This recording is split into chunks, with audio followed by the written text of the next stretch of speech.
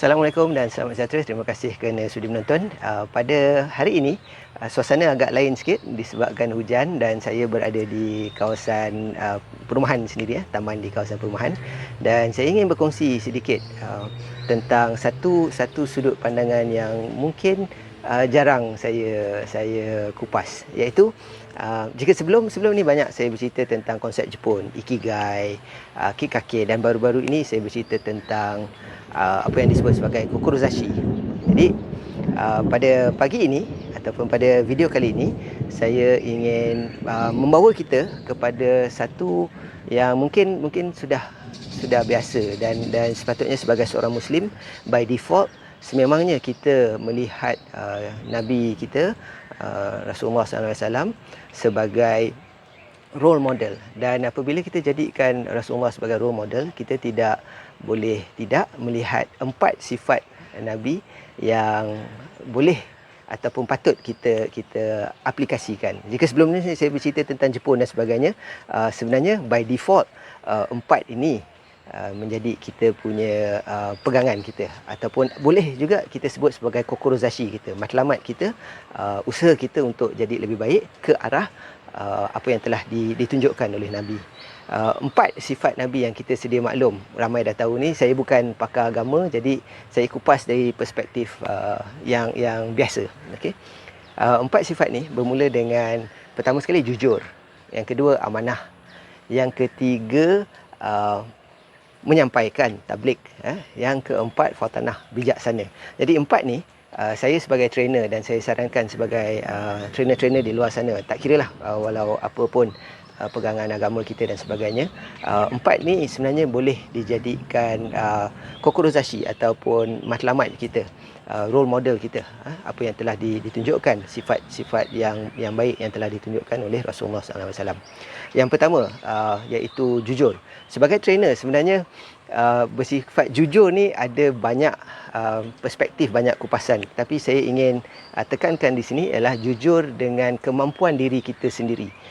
Kita sebagai trainer, kalau kita tak mampu buat training program tu ataupun topik tu bukan topik subject matter kita, dia sesuatu yang sedikit di luar sana, saya kira adalah lebih baik untuk kita bersikap jujur dan beritahu person in charge, kata ini bukan bidang saya tak dapat, mungkin saya bukan orang yang terbaik untuk menyampaikan dia dengan berkesan, saya ada rakan lain.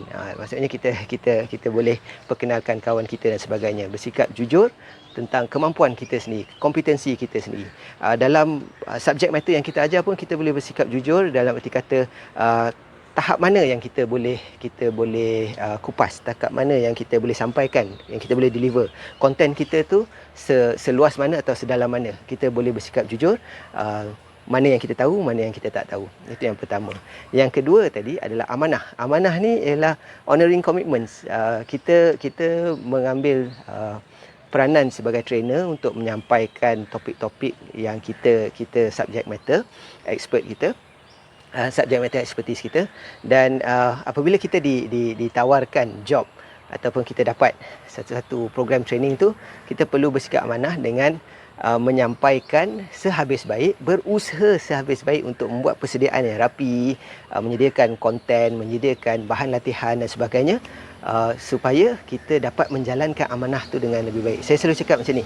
Sebagai contoh, kalau kita menjalankan training dan kita dibayar sesuatu nilai, kita perlu berikan nilai yang lebih daripada itu sebenarnya.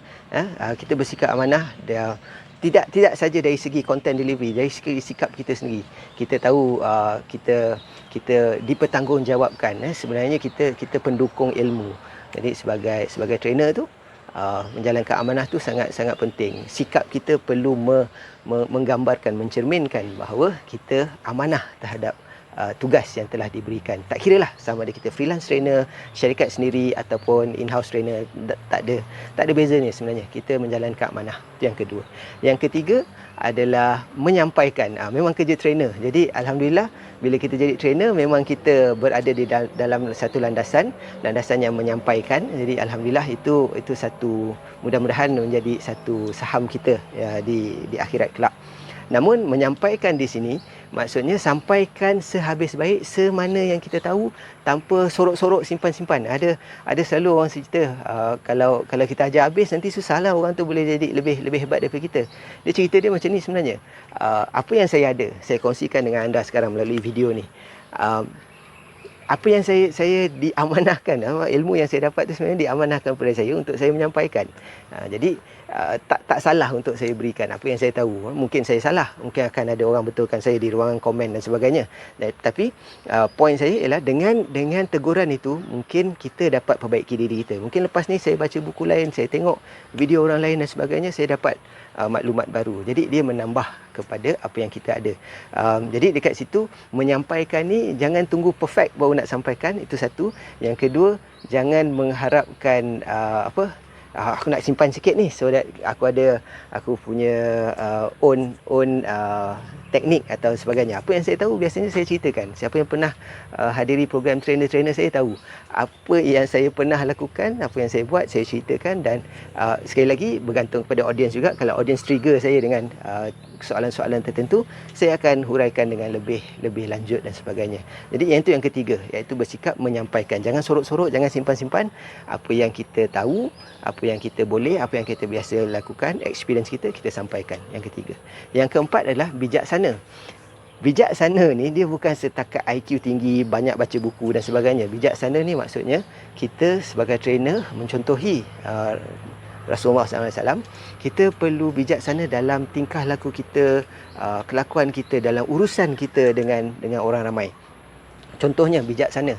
Kalau ada isu-isu yang sedang panas, jangan cepat melenting. Kita bersikap bijaksana untuk lihat dan mungkin fahami keperluan kita untuk bertindak. Tak perlu terus melenting, orang kata berhujah dan sebagainya. Bijaksana ni juga boleh jadi diam, perhatikan dan biarkan isu tersebut terungkai ataupun lihat dari sudut perspektif yang berbeza. Bijaksana ni maksudnya bukan hanya melihat dari satu skop, tapi kita boleh lihat daripada pelbagai perspektif. Sama juga dengan apa yang kita sampaikan. Apa yang kita sampaikan, knowledge kita tu, mungkin kita percaya satu-satu konsep ni. Macam saya banyak bercerita tentang konsep Jepun, tapi saya juga perlu bijaksana dalam arti kata melihat argumen lain tentang konsep tu. Sebagai contoh, Jepun ni orang kata bagus. Ya, bagus. Saya pernah duduk di sana, saya pernah lihat. Tetapi pada masa yang sama, saya juga terbuka minda saya apabila saya melihat kawan-kawan saya di sana. Kawan-kawan saya ada juga yang pemalas, ada juga yang kaki ponteng, ada juga yang tidak orang Jepun cakap majime. Nanti saya ceritalah majime. Dia tidaklah kotak macam tu aja. Dia ada juga karakter dia tersendiri. Jadi benda-benda ni selagi mana manusia itu manusia, walaupun image dia seelok mana, tapi mesti dia ada kekurangan dia. Jadi konsep yang disampaikan tu pun ada kekurangan dia. Disebabkan itu kita sentiasa faham bahawa akan ada argumen lain. Jadi bijaksana untuk berfikir poin-poin seperti itu. Seperti itu. Nampak? Ini pun tersasul. Jadi kita tak perfect, kita tak sempurna. Namun ketidaksempurnaan itu tidak sepatutnya menghalang kita daripada menyampaikan. Sebab tadi ada sebut menyampaikan. Ketidaksempurnaan itu juga tidak bermakna kita tak boleh jalankan kerja amanah kita dengan baik. Tidak juga bermakna kita tak boleh bersikap jujur. Tak apalah, tersalah, tersasul dan sebagainya. Kita minta maaf. Jadi itu antara apa yang saya lihat selain daripada konsep Jepun yang biasa saya kongsikan. Berkadaran dengan hari ini, hari yang saya merakam video ini adalah pada hari jatuhnya hari Maulidul Rasul. Jadi sebagai peringatan dan juga mungkin satu contribution saya adalah melihat kepada 4 aspek ini, sesuatu yang mungkin kita boleh jadikan kita punya kokurozashi. Kita boleh jadikan kita punya ikigai, kita boleh jadikan kita punya dan video ini menjadi satu kick-kakek kepada kita berubah menjadi lebih baik, kaizen, dan lebih baik itu hala tujunya ke arah seperti mana yang telah ditunjukkan oleh junjungan besar kita Nabi Muhammad SAW, Rasulullah SAW. Jadi seperti yang saya sebutkan tadi, hari ini suasana dia lain sikit, jadi mungkin video ni pun sedikit berbeza. Nampaknya dah panjang saya membebel di sini. Jadi saya tinggalkan anda dengan sesuatu yang mungkin berbeza daripada biasa. Namun saya kira by default kita sebagai Muslim, kita sebagai trainer adalah sesuatu yang mungkin kita boleh usahakan menjadi lebih baik ke arah itu. Sekali lagi terima kasih kerana sudi menonton. Assalamualaikum warahmatullahi wabarakatuh. Stay safe.